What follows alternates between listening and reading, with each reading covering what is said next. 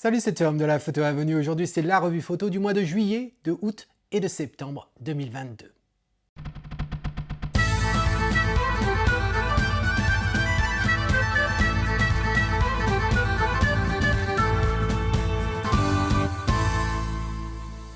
Alors avant de commencer cette revue, je souhaiterais m'excuser auprès des membres de la Photo Avenue pour le retard engendré ces derniers mois. Pourquoi?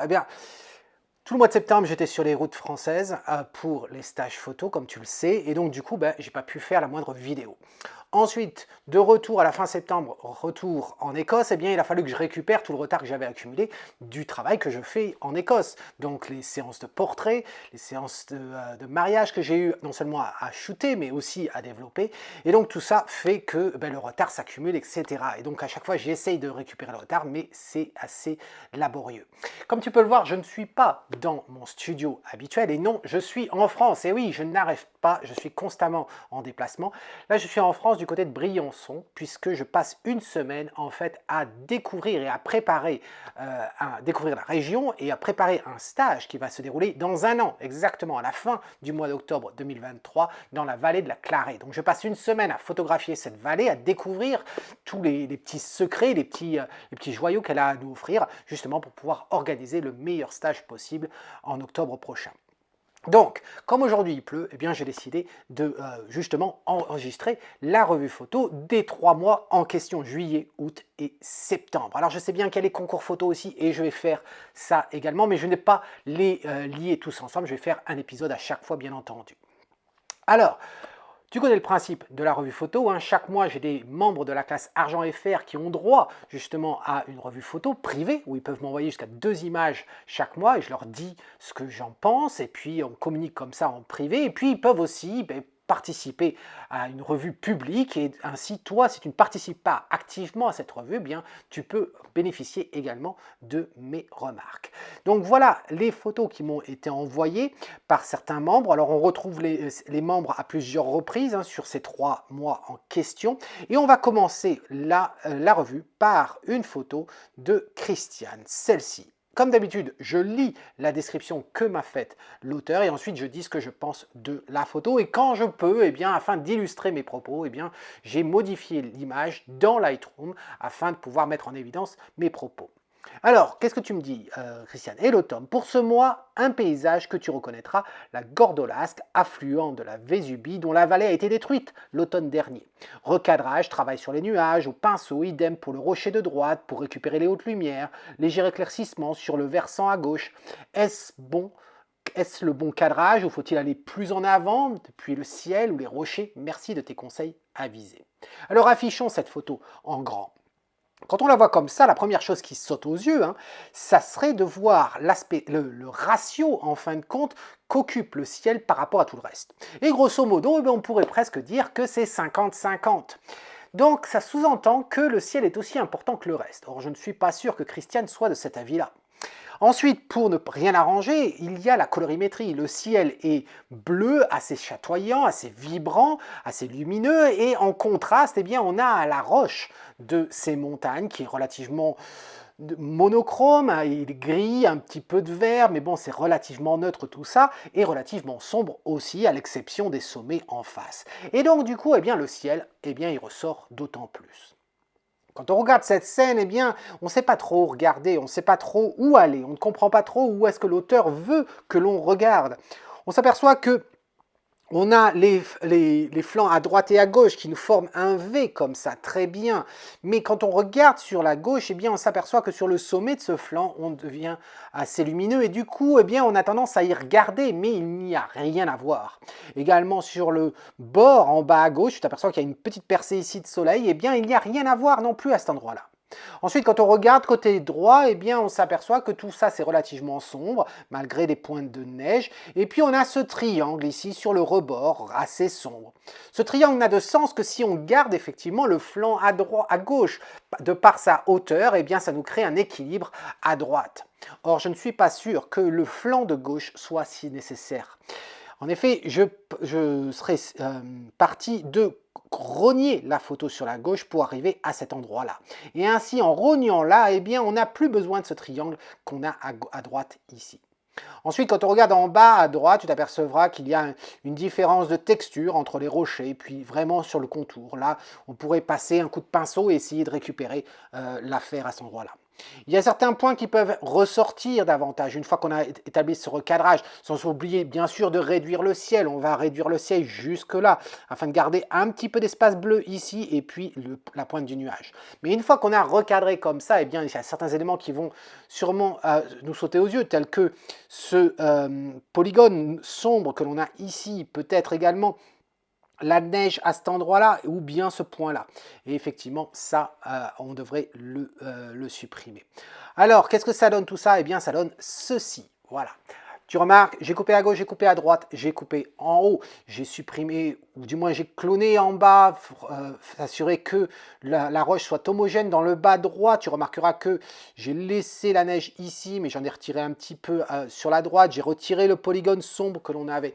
Et ainsi, comme ça, j'ai l'impression qu'on voit davantage cette vallée. Certes, on ne voit pas le fond de la vallée, mais on voit cette vallée en face de nous. On voit un peu mieux la roche, etc. Donc, personnellement, ce n'est pas un cadrage qui mérite forcément de garder et d'imprimer. Si je devais être à cet endroit-là, et je me rappelle y avoir été avec Christiane lors d'un stage privé qu'on avait organisé ensemble au mois de mai dernier, eh bien là, ce que je ferais, c'est que j'essaierais de monter sur les rochers et j'irai à cet endroit-là pour voir la vallée. Mais de cet endroit-là, je pense qu'on est déjà mieux que ce que l'on avait ici, qui était un petit peu trop large, un petit peu trop panoramique, et qui nous montrait tout, mais sans rien nous montrer en réalité. Et là, on rentre un peu plus dans l'action. Donc j'espère que ça t'aide. Hop, je suis parti un petit peu trop près. J'espère que ça t'aide, Christiane. J'ai retiré l'ours polaire, il n'a rien à faire. Voilà, dis-moi dans un commentaire si mes remarques ont du sens et si ça t'aide. Ensuite, on va rester avec Christiane et on va partir pour l'Antarctique avec justement cet ours polaire. Bonjour Tom, capture pas évidente pour la netteté, prise d'un zodiaque en dérive, un ours pas très coopératif pour rester immobile, réglage de la photo à 1/125e pour garder le piqué. Comment mettre en valeur cette masse blanche quasi uniforme en concurrence avec son morse à déguster de la même couleur? Quelques filtres radiales sur différentes parties du corps et du repas au pied de ses pattes, ISO 160, f8, 200 mm, 1/125e de seconde. Merci de tes conseils avisés. Alors, quand on regarde la photo comme ça, eh bien, je trouve que tu en es plutôt bien sorti. Tu nous parles d'un morse et je t'avouerai que je ne le vois pas dans la photo.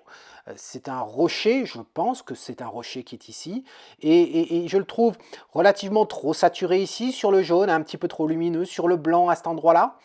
Je pense que tu t'en es très bien sorti. Certes, il ne nous regarde pas, mais ce n'est pas si grave que ça.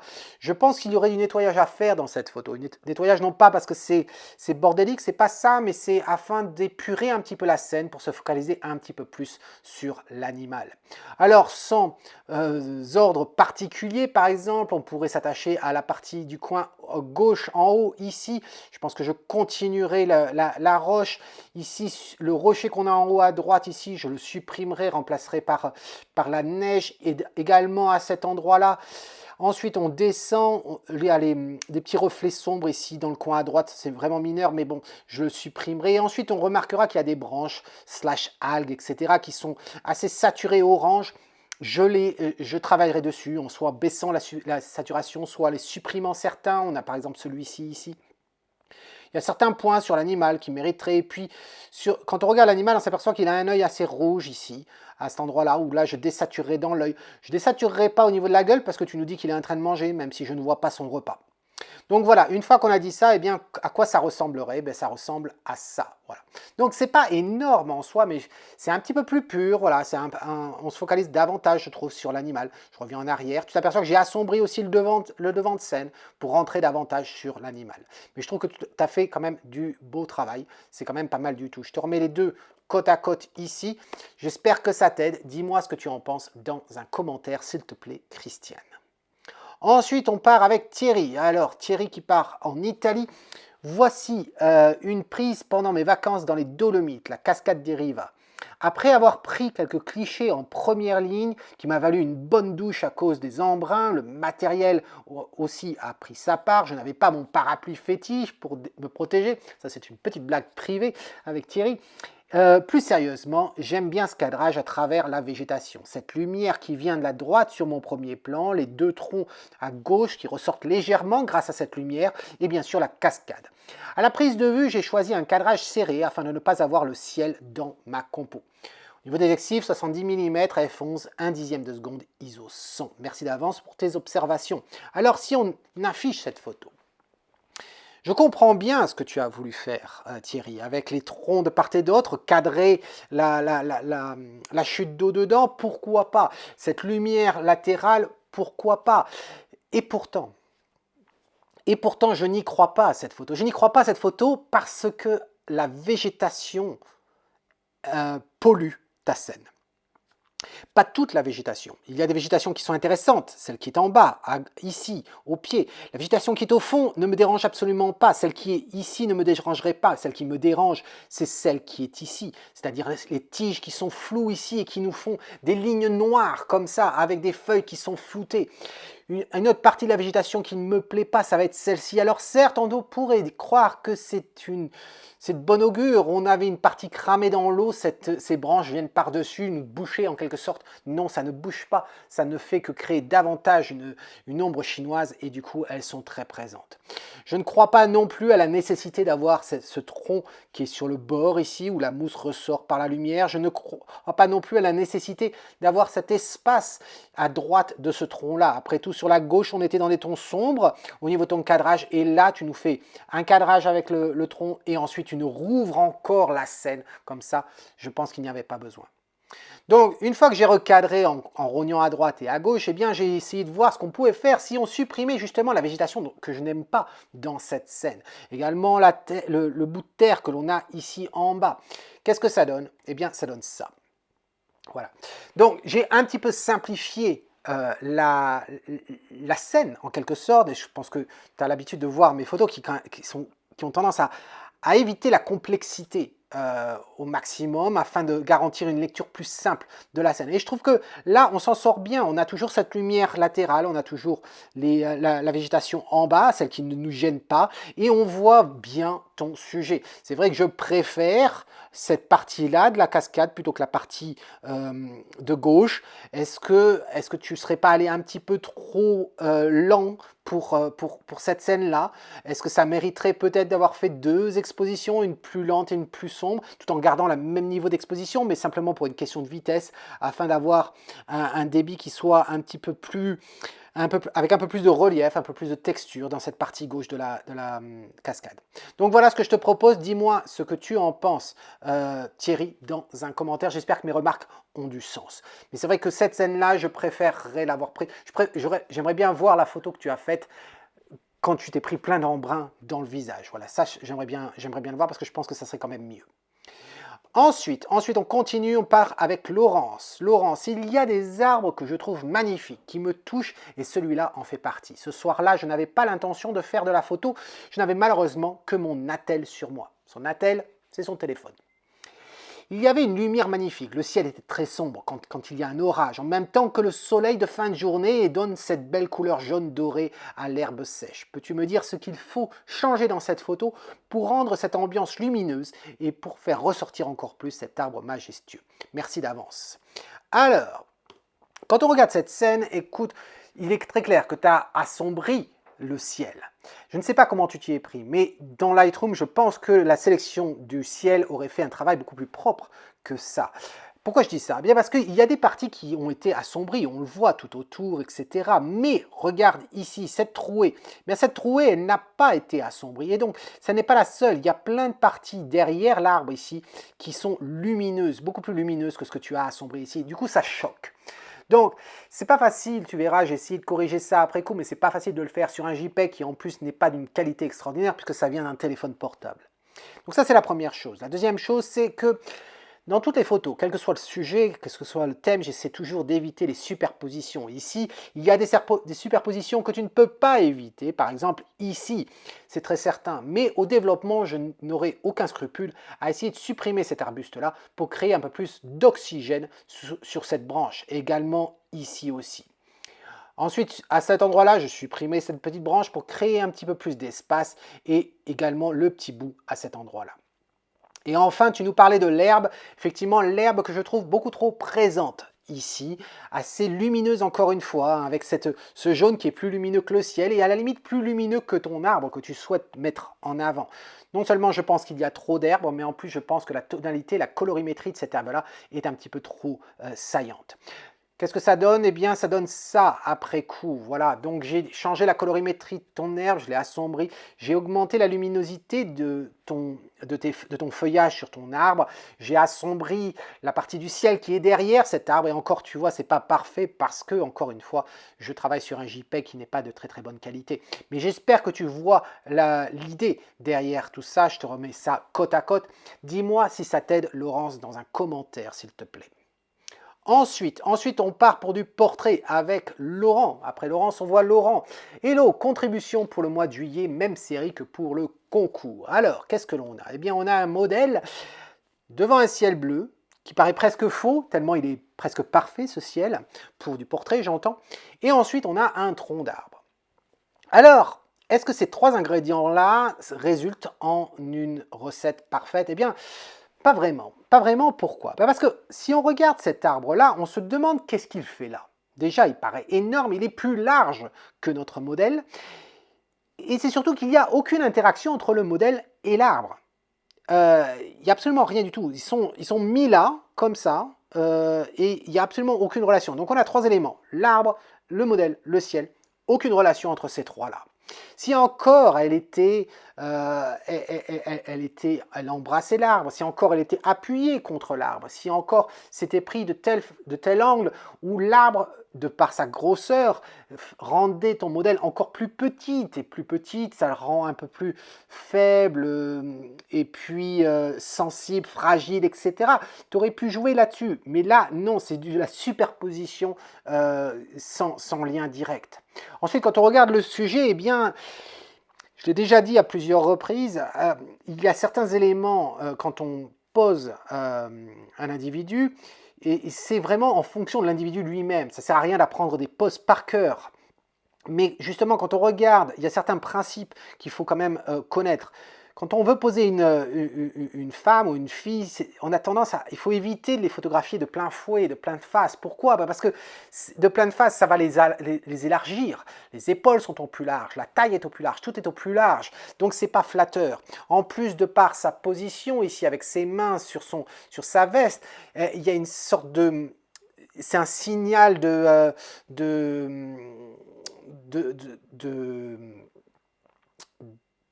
séduction. Et pourtant, tu ne l'as pas mis en valeur à ce niveau-là. Tu ne l'as pas mis non plus en valeur de par le coude, le coude serré, qu'il n'y a pas d'espace entre son corps et le coude. Et du coup, la largeur de ton modèle est affectée. Regarde à quel point elle est large à cet endroit-là.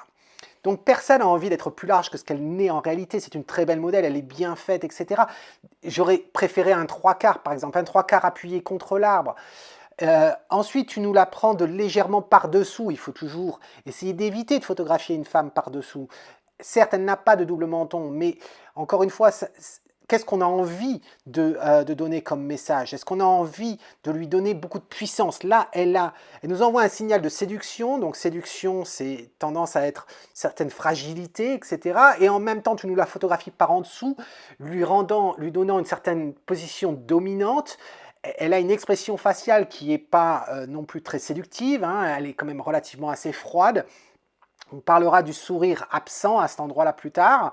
Ensuite, il y a les mains, l'arrière des mains. Je dis toujours que les mains et le cou sont les deux parties du corps qui trahissent en fin de compte les femmes. Non seulement c'est pas une partie jolie, l'arrière des mains.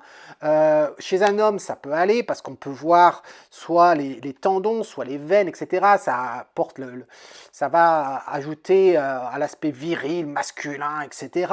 Chez une femme, absolument pas. On n'a pas envie de ça. Et puis, elle a la chance, elle est jeune, mais si elle avait 40, 50 ans, 60 ans et autres, eh bien ça trahirait. Elle aurait beau avoir tout le maquillage parfait, etc. Son cou et l'arrière des mains révéleraient réellement son âge. Donc il y a certains éléments comme ça qui sont vraiment dommages ici et qui ne marchent pas selon moi. On remarquera par exemple là au niveau du travail, tu as une petite boucle de cheveux qui sort ici, ça n'aurait rien coûté de la supprimer. Alors, quand j'ai dit tout ça, ben, qu'est-ce que je peux faire pour essayer d'améliorer ça? Déjà, je me suis dit, je vais recadrer, c'est-à-dire que je vais réduire la largeur de l'arbre, je vais réduire aussi le ciel à droite parce qu'on n'en a pas besoin, je vais baisser un petit peu la luminosité du ciel, mais surtout, j'avais envie de créer une relation entre le sujet et l'arbre. Et pour créer cette relation-là, ben, puisque je ne peux pas non plus lui déplacer les bras, etc., je me suis dit, je vais créer une relation avec la lumière et faire comme si on avait justement la lumière, on sait qu'elle vient de droite, mais si justement j'avais un soleil qui venait l'éclairer, elle, et qui viendrait justement éclairer l'arbre de façon assez directionnelle. Et ainsi, ben, ça crée une relation. C'est ce que j'ai fait. Ça donne quoi? Ça donne ça. Voilà. Donc, ça pourrait être intéressant, on pourrait agrandir, on n'est pas obligé d'avoir la partie sombre sur l'arbre, on pourrait agrandir un petit peu cet effet radial, mais là on a une relation entre le sujet et l'arbre de par cette lumière.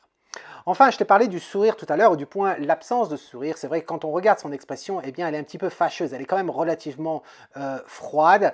Je t'ai dit dominante de par l'angle que tu as choisi, mais froide. Je suis passé dans Photoshop rien que pour essayer de voir si on pouvait remonter un petit peu les rictus. Et ça donne quoi? Eh bien, ça donne ça. Voilà. Et tu t'aperçois à quel point d'un seul coup, bon, j'aurais préféré que ce soit un véritable sourire et pas quelque chose de fait dans Photoshop, parce que ça paraît pas forcément très naturel. Mais tu t'aperçois qu'on a une certaine douceur maintenant que l'on n'avait pas du tout. Ici, on a plutôt l'impression qu'elle s'emmerde. Voilà. Donc attention aux expressions. Je dis toujours, la photographie de portrait, ce qui est le plus dur, c'est pas la technique. La technique représente 40% dans la photographie de portrait, mais 60%, c'est la psychologie, c'est le rapport que l'on entretient avec son modèle. Donc attention à ça. Donc je te mets les deux comme ça, côte à côte. Dis-moi ce que tu en penses, Laurent, dans un commentaire. J'espère que ça t'aide en tout cas. Ensuite, on continue et on part avec Eric pour une chute d'eau. Salut Tom, 6 juin ma participation à la revue du mois d'août 2022. Photo prise depuis un pont avec impossibilité de redescendre au ras de l'eau. Le but étant de focaliser l'attention sur la cascade, bien entendu. J'ai travaillé en post-traitement sur la luminosité des différents éléments, clarté, texture, expo sur la cascade et grosso modo l'inverse sur le pourtour. La question est de savoir si ça fonctionne, si ce n'est pas trop flagrant, pas trop irréel. Et je sais que tu as déjà fait une vidéo sur une cascade, mais si tu as des conseils pour la compo, les filtres, on t'écoutera avec plaisir. Merci d'avance. Alors c'est fait avec le R5, avec le 24-105 à 56 mm, 1/8 de seconde, f13, ISO 320. Alors Eric, quand on affiche cette photo-là, eh bien je la trouve vraiment pas mal. Pour quelque chose où tu étais déjà partie victime puisque tu étais sur un pont et que tu n'as pas pu y aller. Et en ce moment, je passe mon temps, le temps que je suis dans la vallée de la Clarée, je passe mon temps dans la rivière, dans les torrents, j'ai les cuissardes, etc. Et c'est vrai que c'est un plaisir de pouvoir naviguer là-dedans. Donc c'est toujours frustrant quand on ne peut pas descendre dans l'eau pour faire ce genre de photos, où on peut choisir justement les bouts de cascade qui nous intéressent, etc. Essayer de se déplacer pour éviter la végétation et autres. Donc tu t'en es quand même pas mal bien sorti. Dans cette photo-là, ce que je retiens quand même par rapport à toutes les autres photos que tu nous as proposées les mois précédents, c'est qu'il y a une véritable profondeur dans cette scène. Il y a une véritable profondeur. On voit que tu as joué sur les ombres, etc. Ça se voit, c'est très bien. Le côté négatif que j'aurais à te dire, c'est au niveau de la luminosité. Ici, il y a une percée de la lumière latérale, ici, et c'est vraiment dommage. Et c'était très simple à régler. Il suffisait de la sélectionner et baisser la luminosité et tu arrives avec le même ton qu'on a là. Donc tu aurais pu le faire. Idem ici aussi, sur la partie de coin en bas à droite, je trouve lumineux ici, on n'avait pas besoin, ça attire le regard par rapport au reste. Alors, une fois que j'ai dit ça, qu'est-ce que j'allais te proposer? J'ai recadré un petit peu, je trouvais qu'il y avait un petit peu trop d'herbe ici sur la gauche. Enfin, quand je dis d'herbe, je parle de végétation. Je trouvais que la végétation ici sur la droite, elle était un petit peu trop jaunâtre, donc de baisser un petit peu partir un peu plus sur un ton vert bleu. Ici, accentuer de l'ombre ici pour gagner en profondeur et assombrir grosso modo relativement tout autour. Mais je trouve que ta version est pas mal. On n'est pas obligé d'aller jusqu'au maximum où je suis allé. Donc, qu'est-ce que ça donne? Ça donne ça, voilà. Ça va être un petit peu plus plat, en quelque sorte. Mais c'était fait exprès, c'était pour montrer différents éléments. Je t'avouerai que ce n'est pas forcément une scène que je garderai telle qu'elle. Peut-être, est-ce que ça mérite d'être recadré? Alors, attends, là, c'est cadré de trop. Si je faisais 100% peut-être, et non, même 100% sur mon écran, c'est un petit peu trop. Donc, mais je me dis que, est-ce que si je gardais par exemple ça, voilà, est-ce que quelque chose comme ça, est-ce que ça le ferait davantage? je sais pas, se déplacer un petit peu plus. Voilà, déjà, ça serait ça. On pourrait imaginer quelque chose comme ça, parce que c'est la partie la plus intéressante de ta photo, elle se situe là, avec le couloir derrière, où on a de la lumière, etc. Cette partie-là, un petit peu moins. Mais c'est aussi la lumière que tu n'avais pas à ce moment-là. Donc voilà ce que j'avais à dire sur ta photo. Dis-moi ce que tu en penses dans un commentaire, Eric, j'espère que ça t'a aidé. Ensuite, on part pour Laurence avec son chien. Encore une photo que j'ai prise avec les moyens du bord, le téléphone. J'ai voulu intégrer ce décor magnifique des Préalpes fribourgeoises avec une photo de mon chien. Je ne peux malheureusement pas lui demander de rentrer sa langue ni d'ouvrir les yeux, alors je fais avec. Néanmoins, je me demande s'il ne faudrait pas sélectionner la langue et l'assombrir pour qu'elle attire moins le regard. Est-ce que dans ce genre de photo, il faudrait que je recule beaucoup plus et que j'utilise une longueur focale pour compresser l'arrière-plan et lui donner plus d'importance? Enfin, j'ai baissé un peu les hautes lumières, j'ai débouché les ombres pour essayer de voir la partie sombre de sa tête. Malgré tout, les pattes sont vraiment lumineuses. Pas évident pour moi de gérer ces contrastes. Alors, écoute Laurence, cette photo, effectivement, bon, tu l'as faite avec ton téléphone. La qualité est quand même beaucoup mieux que celle de l'arbre que tu nous as montré précédemment. Je trouve que c'est pas mal, effectivement. Au niveau de la langue, certes, elle paraît énorme ici, mais ce qui y joue, c'est que le fait que tu étais aussi avec ton téléphone très proche, tu étais à un 7 mm, je ne sais pas comment ça se... la concordance avec un APS-C, qu'est-ce que ça donnerait. Mais bref, je pense que ça a grossi aussi davantage le devant de ton chien. C'est sûr que si tu recules, tu peux avoir moins d'effet de distorsion sur l'animal. En ce qui concerne la compression de l'arrière-plan, effectivement, ça pourrait être quelque chose que tu pourrais utiliser. Le problème, selon moi, c'est que tu ne veux pas non plus beaucoup de compression parce que tu veux garder ton relief qui t'intéressait là de tes préalpes. Et donc, si tu compresses trop, eh bien, tu vas le perdre, ça, le ciel va disparaître et tu vas te retrouver avec un arrière-plan qui va ressembler absolument à rien. Donc, attention à ça. Ce que je dirais, c'est qu'au moment du cadrage, j'aurais fait attention à ce qu'il n'y ait pas cette partie verte du champ. Je me serais baissé davantage afin d'avoir la tête qui arrive au niveau ou au-dessus de la ligne de l'horizon ici. Voilà, cette trouée ici, je trouve que ça attire un petit peu trop le regard. Je ne ferai rien au niveau de la langue. Les lumineuses, on ne peut rien y faire. C'est pas très choquant, c'est comme ça. Elle est longue, c'est sûr. En ce qui concerne les pattes, eh bien, tu peux simplement les sélectionner, baisser les hautes lumières dessus, augmenter la saturation un petit peu pour récupérer un petit peu de ton, et puis si ça ne suffit pas, bouger un petit peu les tons chauds sur ces pattes-là. Je recadrerai ta photo sur la partie gauche ici, parce que je trouve qu'il y a un petit peu trop d'espace, et puis la traînée blanche ici à supprimer. Tu as essayé de faire quelque chose, je ne sais pas trop ce que tu as fait à cet endroit-là. Essayer de réparer, c'est pas très propre ici, donc je l'ai nettoyé aussi. Ça donne quoi? Ça donne ça, voilà. C'est très léger. C'est sûr qu'on aurait pu aussi retirer la chaîne très facilement, même dans Lightroom. Voilà. Donc pas grand-chose à te montrer ici avec cette image. J'espère en tout cas que mes remarques ont du sens et que ça t'aide. Mets-moi tout ça dans un commentaire s'il te plaît. Ensuite, on passe avec Martine. Alors, pour ma photo, j'ai un petit studio que j'ai fait dans mon jardin, mais cela m'a pris un certain temps pour tout mettre en place. J'ai utilisé 2 lampes frontales pour éclairer les savons, car je voulais une certaine lumière, et comme j'avais déjà le soleil puissant, je ne voulais pas utiliser le flash Cobra qui ne convenait pas. J'ai fait au mieux avec ce que tu nous enseignes. Merci Tom. Alors, écoute, ta photo, je la trouve très bien. Bien réussie. Très sympa, l'idée d'avoir ajouté les olives aussi c'est sympa parce que bien sûr extra pur 72% d'huile quand il s'agit d'un savon de Marseille, huile, forcément l'huile d'olive, donc ça marche bien. Est-ce que ça nécessitait qu'elle soit floue ces olives par rapport au reste? Je ne sais pas, ça ne me dérange pas plus que ça, on arrive à les reconnaître, donc c'est pas si grave. Je t'avouerai que la texture, j'aurais bien aimé voir davantage de la texture de ton bois, hein, de ta table là, je pense que ça aurait fonctionné aussi, ça aurait donné cet aspect rustique et à ce moment-là, les olives auraient été plus nettes et on les aurait bien vues. Ce que je trouve qui attire le regard, c'est cette partie blanche ici sur le savon. Et je t'avouerai que, bon, j'aurais bien aimé avoir un peu plus de mousse. Et pas forcément que sur un seul savon. J'aurais bien aimé avoir la mousse qui tombe ici, qui coule, qui ruisselle sur tous les savons. Un moyen que tu aurais pu le faire, c'est soit faire couler un petit peu d'huile dessus, oh, j'ai cliqué, je voulais pas cliquer, dessus, ou bien avoir de la mousse, un peu plus mousseux. Voilà, ça manque de mousse à mes yeux. Et je trouve que effectivement, tu vois, on a les parties de la table sombre qui est mouillée, etc. J'aurais aimé le voir davantage. Mais sinon, je trouve que c'est une très belle photo, bien réussie. J'ai pas fait grand chose, le point blanc ici qui est ici au niveau de l'olive et puis sur le savon, voilà, ça donne quoi? Ça donne ça. Rien de très important en soi. Bravo pour ta photo en tout cas. Ensuite, on va avec Thierry dans les Pyrénées. Bonjour Tom, 6 juin, une photo prise dans les Pyrénées au col du Pourtalais quelques jours avant le début du stage. On parle du stage d'Osso qui a eu lieu bien sûr au mois de septembre dernier. Un troupeau de moutons redescendait. J'ai souhaité saisir le moment avec une pause longue pour souligner ce mouvement. Les exifs F8 ISO 100 30 secondes. Alors, je t'avouerai, Thierry, quand j'ai lu ton commentaire et que tu parles de moutons, j'ai passé à peu près 1 minute à les trouver, tes moutons. J'ai commencé d'en haut de la montagne, etc. Je ne les trouvais pas. Et enfin, pour les trouver, où ça? Ici.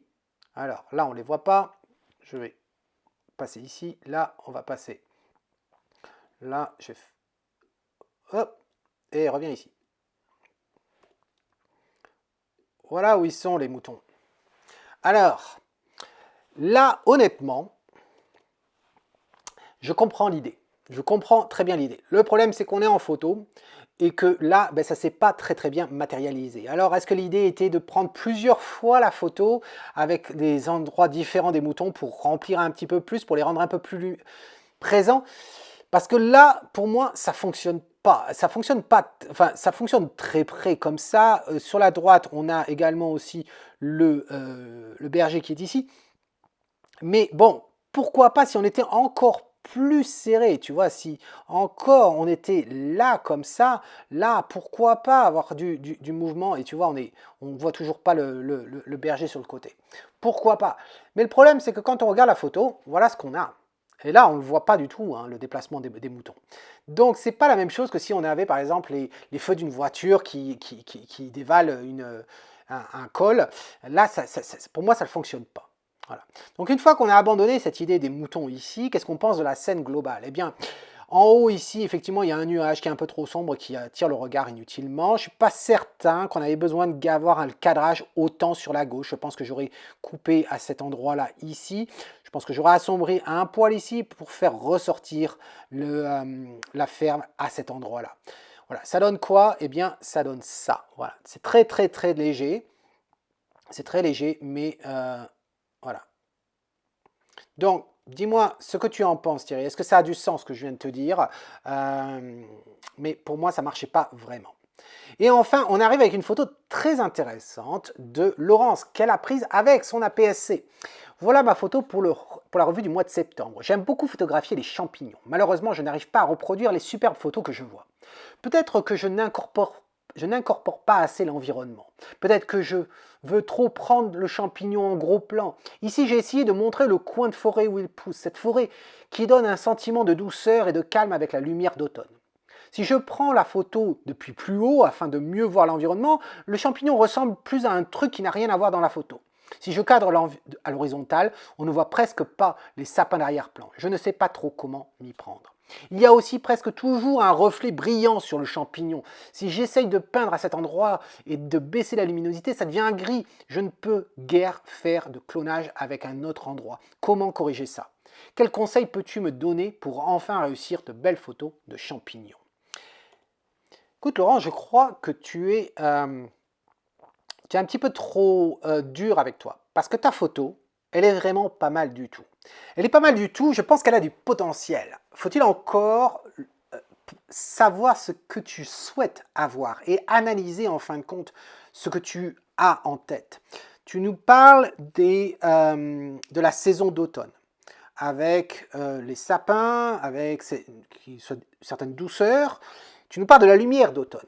Or, la lumière d'automne, moi, je ne la vois pas ici. Ce que je ressens, c'est plus une lumière de printemps. Une lumière de printemps, c'est quand même relativement froid. C'est blanchâtre. Une lumière d'automne, selon moi, c'est plus orangé, c'est plus rougeâtre. Donc déjà, il y a là-dessus.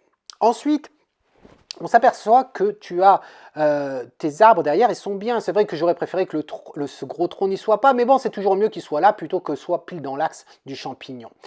Mais tu remarqueras qu'ici, on a une percée de lumière. Et quand il y a une percée de lumière ici, eh bien, j'ai tendance à vouloir l'utiliser et à l'accentuer même.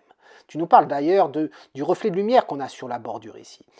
plutôt que d'essayer de le supprimer, si tu crées une relation avec un élément tel que une lueur de lumière qui est très présente, ainsi on va voir la relation qu'il y a entre la lueur et le cramé ou la partie très lumineuse, et donc du coup ça nous gêne beaucoup moins.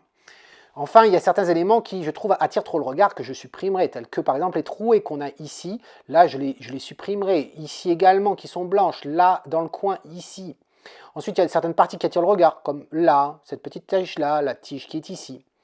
Et puis je baisserai un petit peu la luminosité à cet endroit-là. Donc quand on joue ensuite avec la luminosité, c'est-à-dire que s'assurer que la lumière, ce qui va être lumineux, va être relativement jaune, mais ce qui va être sombre va aller dans des tons un peu plus magenta, bleuâtre, et créer une sorte de vignettage. Je pense qu'on peut créer une ambiance automne. Alors tu vas voir que j'ai fait ça. Le changement va être assez brutal quand tu vas le voir. Il faut attendre quelques secondes pour que nos yeux s'y habituent, mais je pense qu'on va ressentir davantage l'automne que dans ta photo. Ça donne quoi? Ben, ça donne ça. Voilà. Et là, est-ce que ça fait très naturel? Pas forcément. Mais est-ce que ça évoque la saison de l'automne? Je le pense. Voilà. Donc, je reviens sur celle que tu nous proposais, qui est là, très vert, très froide. Et là, on revient là. On a une présence lumineuse, tu vois, très présente. On a cette présence ici, mais on a une relation entre les deux, en plus avec cette percée ici. Donc tout ça, ça a du sens. Et je trouve que c'est plutôt pas mal. Je te mets les deux photos côte à côte, comme ça. Dis-moi ce que tu en penses, Laurence, dans un commentaire. J'espère que mes remarques t'aident. Et j'espère que mes remarques t'aident à toi aussi si tu ne participes pas activement à la revue photo. Toutes ces personnes-là qui mettent leurs photos pour pouvoir t'aider, eh bien, n'ont qu'une envie, c'est de voir tes propres photos. Donc pourquoi ne pas participer justement à la prochaine revue, la revue du mois d'octobre par exemple, qui sortira au mois de novembre, en temps et en heure bien entendu. Et puis c'est tout pour la revue du mois de juillet, août, septembre 2022. Donc si tu as aimé ces remarques, eh bien dis-moi, fais-moi un commentaire, donne-moi un pouce sous la vidéo, ça aide toujours à promouvoir la vidéo, promouvoir la chaîne et à faire en sorte que de plus en plus de personnes découvrent justement cette chaîne et la communauté. En attendant, cet homme qui te dit si tu aimes ce que tu vois, eh bien capture-le. Cheers!